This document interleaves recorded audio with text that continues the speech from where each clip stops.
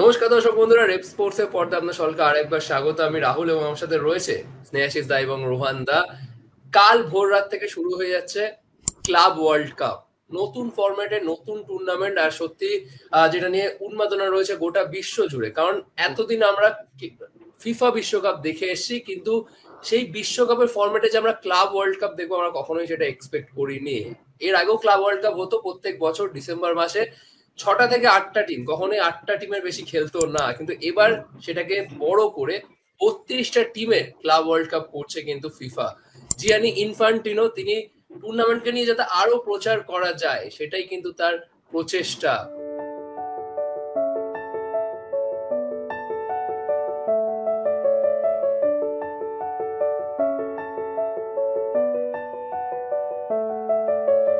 প্রত্যেকটা কন্টিনেন্ট থেকেই কিন্তু বড় বড় ক্লাবেরা পার্টিসিপেট করছে সেই ক্লাব বিশ্বকাপে, আর সেটা নিয়ে আমরা আলোচনা করবো। আমরা অনেকে হয়তো ফরম্যাটটা হয়তো অনেকেই জানেন না যে কিভাবে পার্টিসিপেট করেছে সবকিছু, সেই সমস্ত কিছু নিয়ে ডিটেলসে আমরা আলোচনা করব এই ভিডিওতে। আমি প্রথমেই রোহানদার কাছে যাবো। রোহানদাকে আমি রিকোয়েস্ট করবো যদি একটু ফরম্যাটটা যদি একটু ডিটেলসে আমাদের দর্শক বন্ধুদেরকে যদি একটু বলো যে ক্লাবরা কি কিসের নিরিখে তারা পার্টিসিপেট করছে এই ওয়ার্ল্ড কাপে, এবং অবভিয়াসলি আমরা জানি যে জুনের 14 তারিখ থেকে শুরু হয়ে জুলাইয়ের 13 তারিখে শেষ হবে টুর্নামেন্ট, এবং বাকি যা সমস্ত নিয়মাবলী এই টুর্নামেন্টে। আমরা রেকর্ডিং শুরু করার আগেই স্নেহাইদার সাথে ব্যাক এন্ডে আমরা আলোচনা করছিলাম, মানে এটা নিয়ে যে কতটা কমপ্লিকেটেড একটা ফরম্যাট তৈরি করেছে ফিফা, এবং মানে এটা লং লাস্টিং কতটা হবে সেটা একটা দেখার। প্রথমত এটা প্রথমবার যেটা আমরা এতদিন ফিফা ওয়ার্ল্ড কাপ দেখে এসেছি সেই ফরম্যাটে, এবার থেকে ফিফা ওয়ার্ল্ড কাপটা অন্য 48 টিম খেলবে, বাট 32 টিমের যে ফরম্যাটটা আমরা দেখে এসেছি সেরকম ভাবেই হচ্ছে। গ্রুপ এ থেকে গ্রুপ এইচ অব্দি রয়েছে, যেখানে প্রতিটা কন্টিনেন্টের মেলানো মেশানো টিম রয়েছে। যেরকম গ্রুপ এ তে Al Ahly, Inter Miami, Palmeiras, Porto. Group B তে Atletico Madrid, Botafogo, PSG, Seattle Sounders. তো এরকম ভাবে প্রতিটা গ্রুপের 4টে করে টিম রয়েছে। সবচেয়ে যেটা কমপ্লিকেটেড ব্যাপার সেটা হচ্ছে এই যে কোয়ালিফিকেশন। 4 বছর ধরে যে যে কন্টিনেন্টের যে আমরা চ্যাম্পিয়ন্স লিগটা বলে থাকি, যেরকম Europe UEFA champions league, AFC champions league, CONCACAF হয়, কনমেবল হয়, আফ্রিকাতে এফকন, মানে যেটা আফ্রিকার যেটা হয়। তো এই সবকটার যে কন্টিনেন্টাল চ্যাম্পিয়ন্স লিগ সেটার যারা উইনার্স এই 4 বছরে হয়ে আসবে তারা তারা যোগ্যতা অর্জন করছে, প্লাস কিছু র্যাঙ্কিং নিরিখে আছে। এবার প্রশ্নটা এটাই উঠে আসছে, এটা স্নেহাইজা তখন বলছিল। স্নেহাইজা আমার ছাড়ার পর আরো একটুখানি ডিটেলস যদি স্নেহাইজা বলে যে এই যে চেলসি 2 বছর আগে তারা জিতেছে চ্যাম্পিয়ন্স লিগ, তারা জেতার পরে সেই টিমটাকে ধরে রাখতে পারছে না। তারা তারপর তাদের ফর্ম খারাপ হয়েছে। যে টিমটা আরো 3 বছর আগে জিতেছে চ্যাম্পিয়ন, তাদের ইয়েতে ধরো একটা টিম হতে পারে, তারা হয়তো 3 বছরে তাদের ফর্ম খইয়েছে, তাদের প্লেয়ার্স খইয়েছে। তারা এখন যে দলটা জিতেছিল সেই দলটা নেই, তারা এখন অন্য একটা দল নিয়ে খেলতে আসছে এই টুর্নামেন্টটা। তো পুরোটাই একটা কমপ্লিকেটেড ব্যাপার, তার মধ্যে আবার র্যাঙ্কিং এর ব্যাপার চলে আসছে। তো ওভারঅল দেখতে গেলে খুবই কমপ্লিকেটেড ব্যাপার।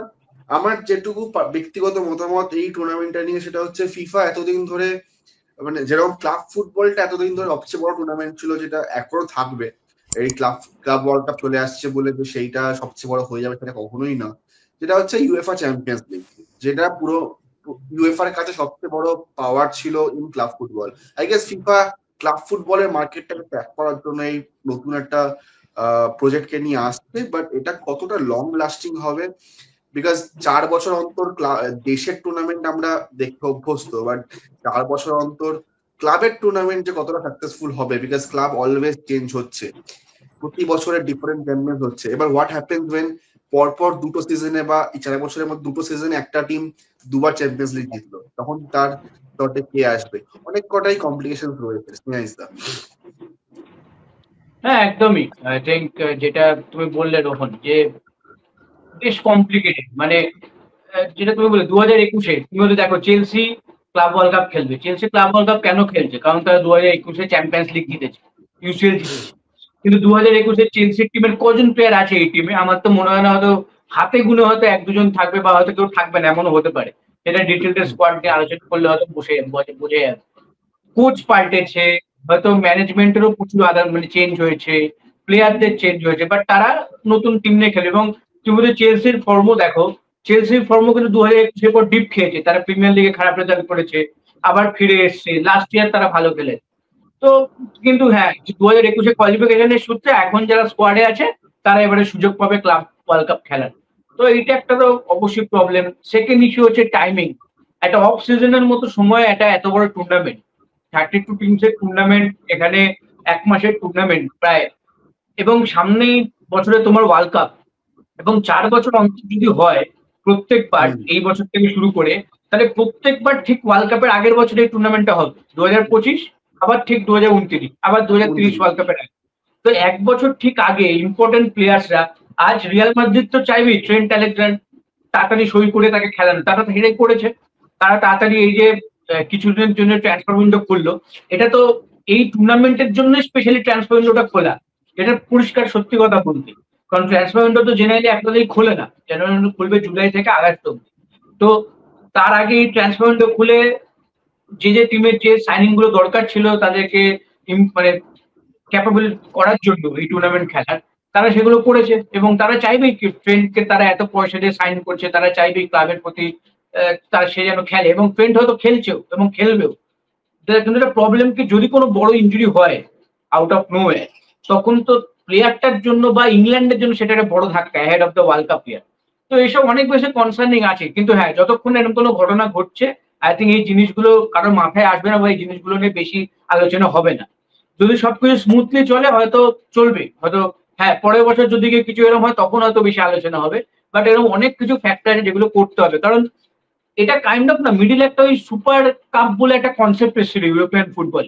অনেক বড় বড় ক্লাবেরা বলেছিল, স্পেশালি রিয়াল মাদ্রিদ, ফ্লোরেন্টিনো পেরেজেরই বেসিক্যালি আইডিয়াটা ছিল যে এরকম আমরা টপ ইউরোপিয়ান এরকম 16-20টা টিম আমরা আলাদা হয়ে যাব, আমরা সারা বছর নিজেদের মতো খেলবো, ওখানে কোনো রেলিগেশনও নেই, ওখানে কোনো এও নেই, আমরা উইক ইন উইক আউট মেয়েদের মধ্যে খেলবো, প্রচুর লোক ভিউ পাবো, আমরা প্রচুর টাকা অর্জন করতে পারবো। তাতে কি হলো, মানে এক্সাইটমেন্ট বলো বা ছোট টিমের কি হলো আমাদের দেখার দরকার নেই, আমরা আমাদের মতো খেলবো।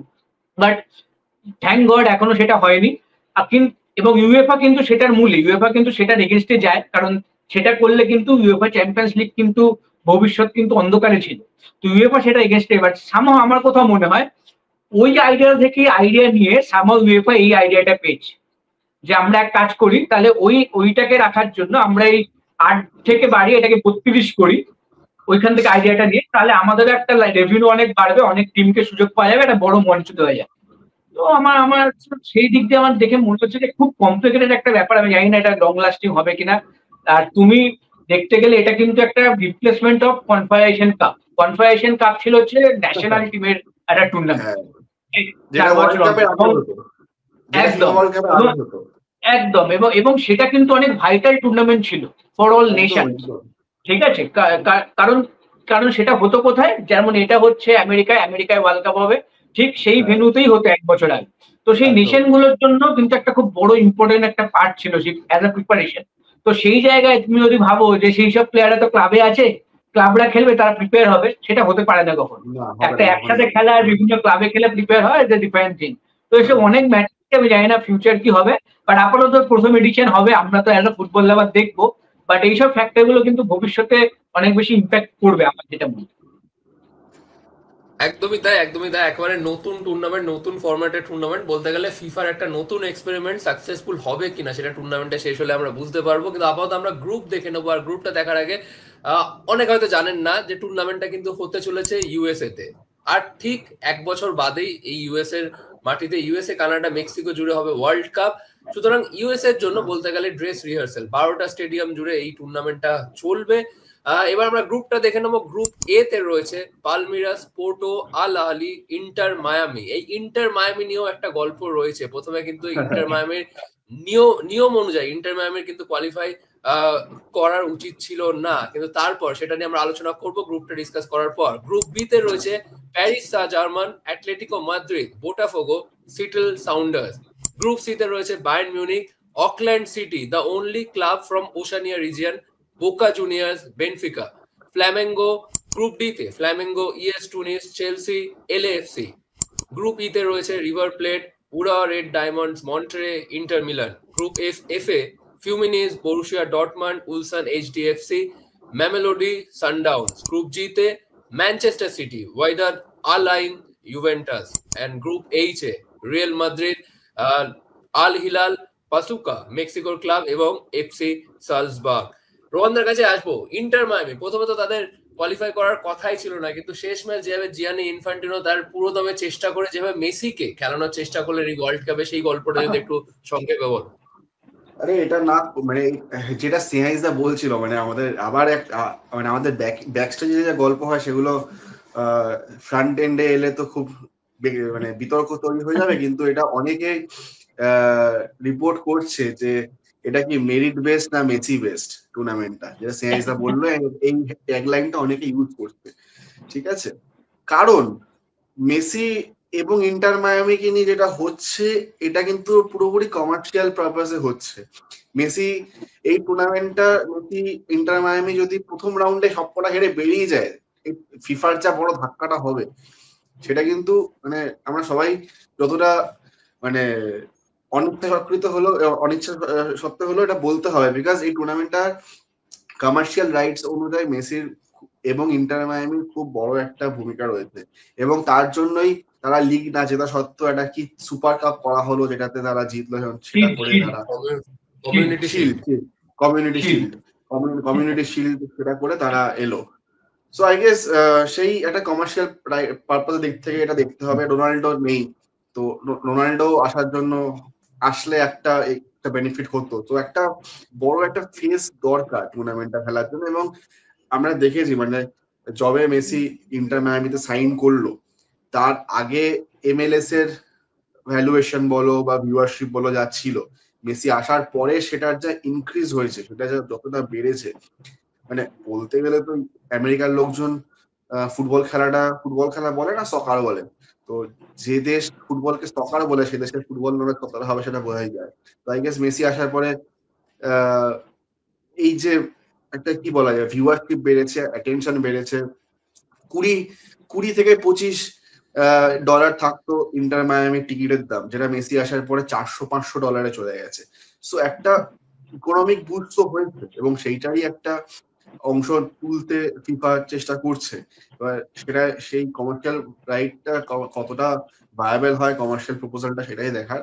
এবং আই গেস ওয়ার্ল্ড কাপের আগে, যেখানে মেসি হয়তো শেষ ওয়ার্ল্ড কাপ, হয়তো না, শেষ ওয়ার্ল্ড কাপই খেলবে 2026-এ, তার আগে একটা ওই যেটা তুমি বললে ড্রেস রিহার্সাল, সেটা হয়তো ফিফার কাছে একটা ড্রেস রিহার্সাল, যে মেসি ইন আমেরিকা মেসি কতটা সাকসেসফুল কমার্শিয়ালি, নট খেলায় বাট কমার্শিয়ালি। আই গেস সেটাই একটা বড় ইয়ে থাকবে একদম। কিন্তু যে বিষয়টা নিয়ে আলোচনা করতে হয়, আমার যেটা সবচেয়ে এক্সাইটেড লাগছে এই টুর্নামেন্টটা নিয়ে, সেটা হচ্ছে আমি ব্যক্তিগতভাবে যেটা অলওয়েজ খুঁজে থাকি, যে আননোন ক্লাব যে দেখবো, যেটা দেখার সুযোগ হয়তো হয় না, সেইটা দেখা যেতে পারে। এই যেমন ধরো ফ্ল্যামেঙ্গো ট্যামেঙ্গোর নামটাও আমরা জানি, বিকজ রোনাল্ডিনো খেলেছে ফ্ল্যামেঙ্গোতে একবার। অকল্যান্ড সিটি, এবার অকল্যান্ড সিটির খেলা কেউই দেখেনি। আমি ওশেনিয়ার পেজটাকে ফলো করি, ওখানে অকল্যান্ড সিটির কিছু কিছু লিগ খেলা দেখায়। ওশেনিয়া চ্যাম্পিয়ন্স লিগটার কিছু কিছু ম্যাচ দেখেছি, মনে হবে পাড়ার মাঠে খেলা হচ্ছে, কোনো স্টেডিয়াম নাই।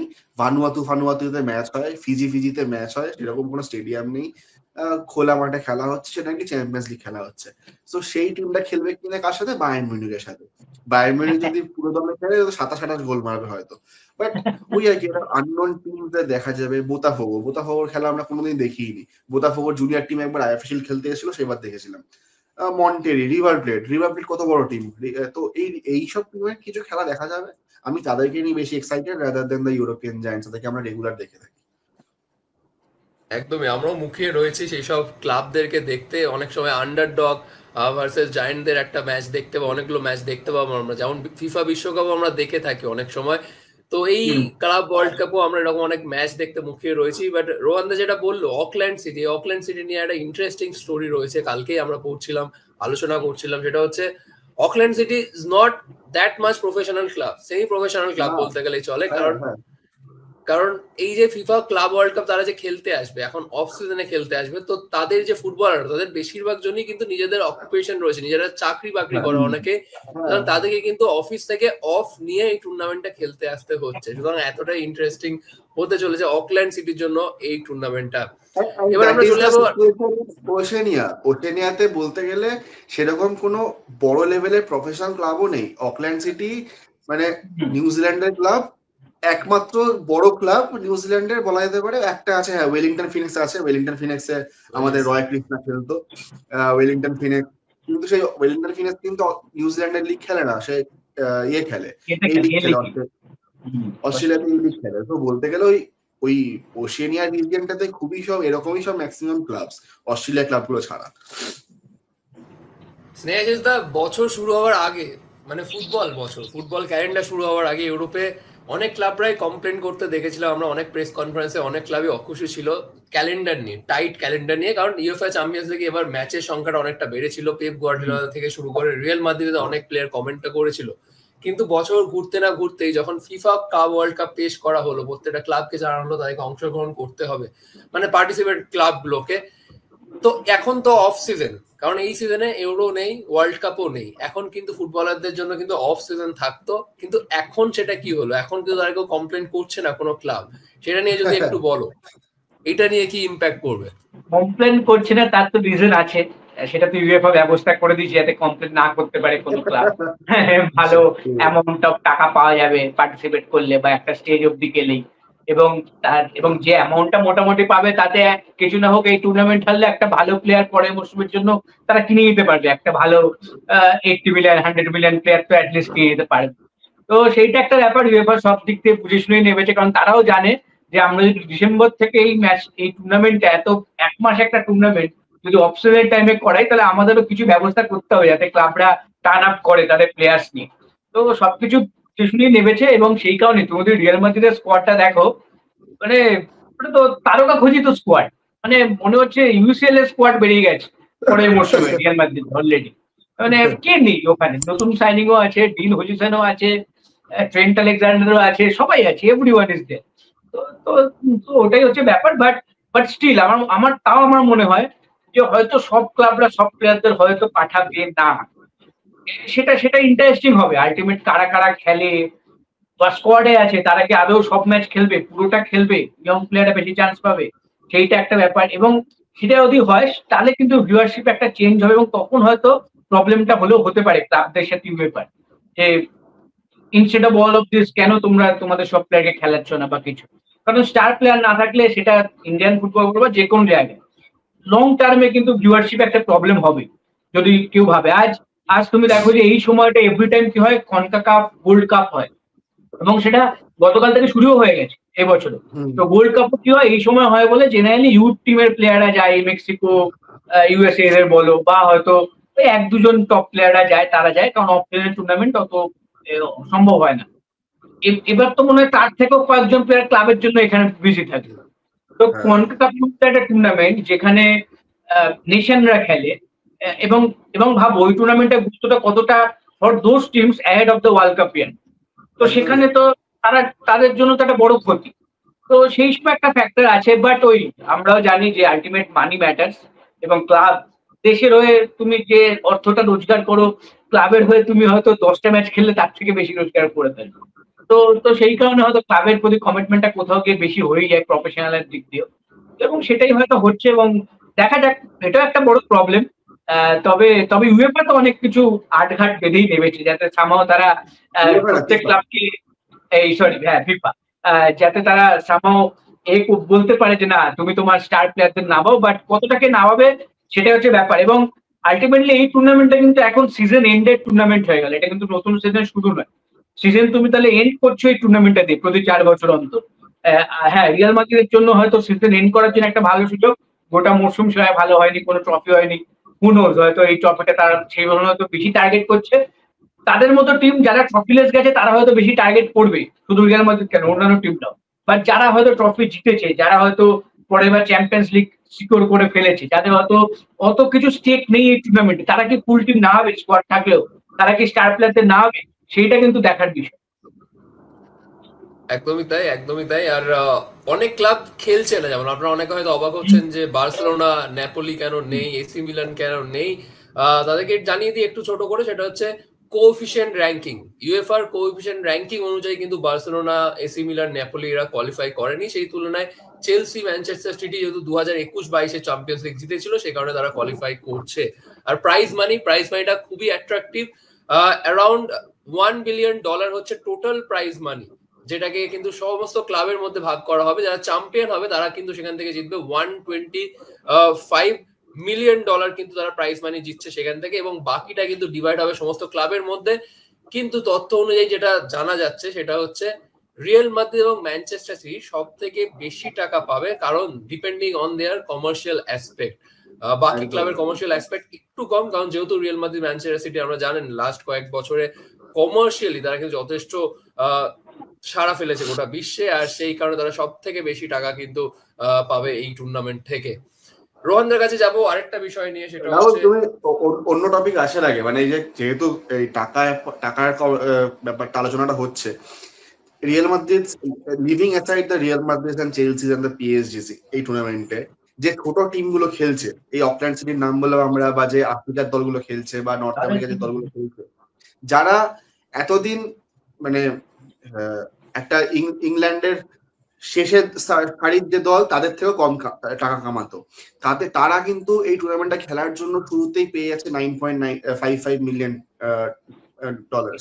ঠিক আছে, তো সেই টাকাটা কিন্তু ফর আ ক্লাব লাইক এই অকল্যান্ড সিটির নাম হচ্ছে, বা সামওয়ান লাইক রিভার প্লেট, বা বলো এই যে পাচুকা, মন্টেরি, এইসব টিমগুলো, এদের জন্য কিন্তু এই $10 মিলিয়ন পেয়ে যাওয়া শুরুতে যদি বেরিয়ে যায়, তাতেও কিন্তু তারা একটা পরের বছর একটা ভালো প্লেয়ার তুলে নিতে পারবে।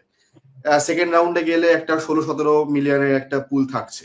তো সেই দেখতে গেলে যেমন হ্যাঁ, চেলসি এন্ড রিয়াল মাদ্রিদ যারা বিগ মানি আর্ন করবে, যারা ছোট তারাও কিন্তু যে আর্নটা করবে সেটাও কিন্তু তাদের জন্য খুবই লুক্রেটিভ একটা ডিল। তাই গিয়ে সেটার জন্যই এই টুর্নামেন্টটাতে ক্লাবেরা কোনো রকম বাধা আপত্তি করেনি, এবং আই গেস প্লেয়ারদের দিক থেকে ব্যাপারটা এটাই হয়ে যাবে যে ফিজিক্যালি তারা অনেকটা বেশি এক্সস্টেড হয়ে যাবে before the world cup. Rahul, একদমই তাই। আমি আরেকটা বিষয়ে তোমার কাছে আসতাম, সেটা হচ্ছে আরেকটা বিষয় কিন্তু আলোচনা করা উচিত, সেটা হচ্ছে ইউএফএ চ্যাম্পিয়ন্স লিগ যেহেতু ক্লাবের একটা সব থেকে মোস্ট পপুলার কম্পিটিশন ছিল এতদিন ধরে, দীর্ঘ দিন ধরে হয়ে আসছে, সেটা দীর্ঘ বছর ধরে হয়ে আসছে, কিন্তু এবার এই ক্লাব ওয়ার্ল্ড কাপ যেটা নতুন ফরম্যাটে একবারে শুরু হয়েছে, দেখো উইদাউট এনি ডাউট সকলের ইন্টারেস্ট কিন্তু থাকবে, কারণ সকলেই বিশ্বকাপের ফরম্যাটে তারা ক্লাব থেকে খেলতে দেখবে, সকলে দেখবে।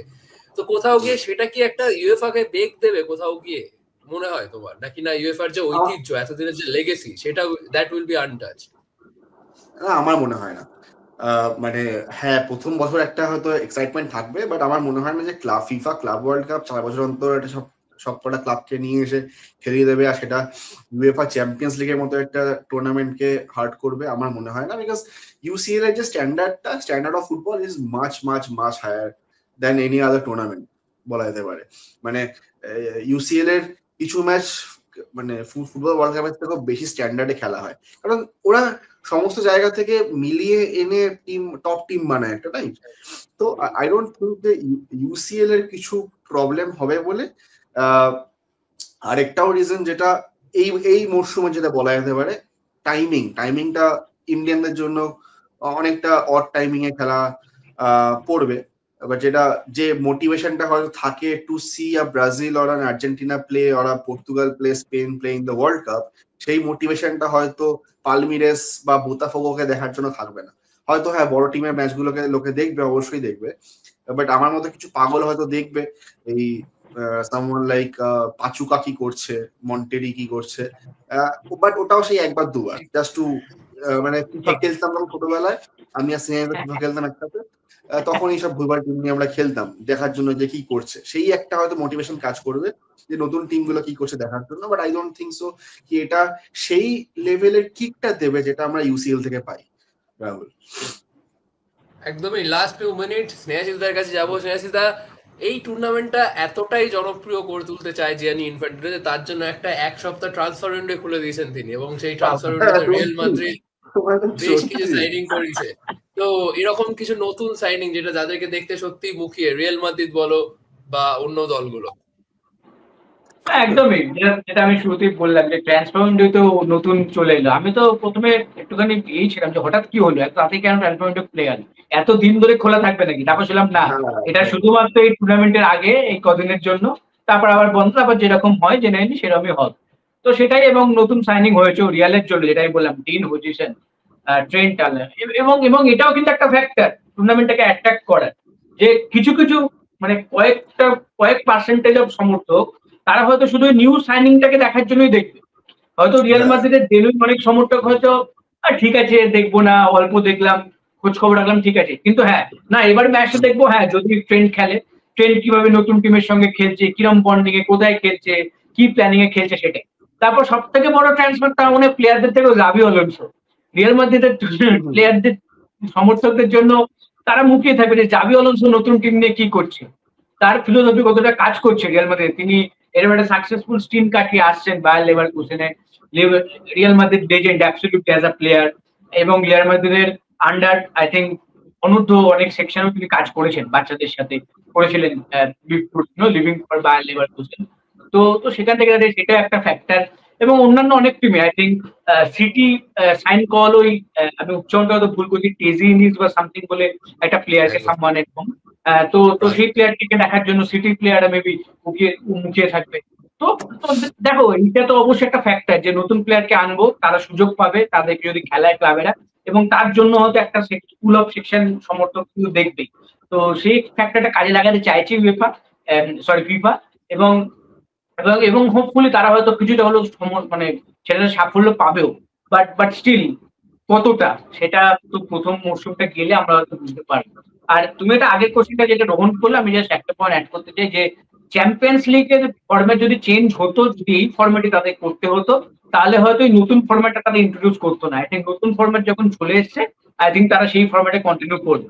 পার্সোনালি আমার পুরোনো ফরম্যাটটাই পছন্দ, আমি এই নতুন ফরম্যাটটা অত পছন্দ নয় আমার। আই থিঙ্ক পুরোনো ফরম্যাটটাই অনেক বেটার ছিল, অনেক স্মুথ ফরম্যাট এবং অনেক সাকসেসফুল ফরম্যাট। এমন নয় ওটা খুব প্রবলেমেটিক ছিল বলে তোমার নতুন ফরম্যাটটা আনতে হয়েছে, তুমি এনে নতুন ফরম্যাট অনেক কমপ্লিকেটেডই করে দিয়েছো।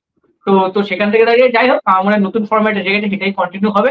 বাট চ্যাম্পিয়ন্স লিগের মানে with all due respect to all the teams in FIFA World Cup, যেটা তুমি ব্রাজিলের টিম গুলো বলো, সেই সব টিমের থেকে কিন্তু ইউরোপের যারা এখানে মানে ধরো থার্ডে বা ফোর্থে শেষ করে লিগে, মানে গ্রুপ স্টেজে চ্যাম্পিয়ন্স লিগে, তাদের কোয়ালিটি কিন্তু অনেক অনেক হাই। মানে হয়তো হ্যাঁ হয়তো ওয়ান ব্যাড ডেতে তারা হয়তো হেরে যেতেই পারে যে কারোর কাছে, বাট ম্যাক্সিমাম দিনই কিন্তু তারা ইজিলি জিতবে।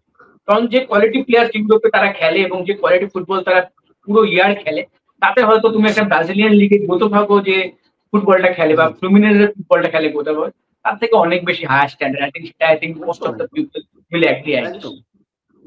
বায়ার্ন মিউনিখের আন্ডার 18 টিমটা খেলিয়ে দাও অকল্যান্ড সিটির সাথে, তখন দেখবে টপ করে খেলা হচ্ছে। হ্যাঁ সেই তাও হয়তো হবে না। তো সেটা একদিক থেকে ঠিক, বাট ওয়ার্ল্ড কাপ আমরা অনেক সময় দেখি আন্ডারডগ টিম গুলো বেগ দেয়, যারা থাকে তাদেরকে দেয়।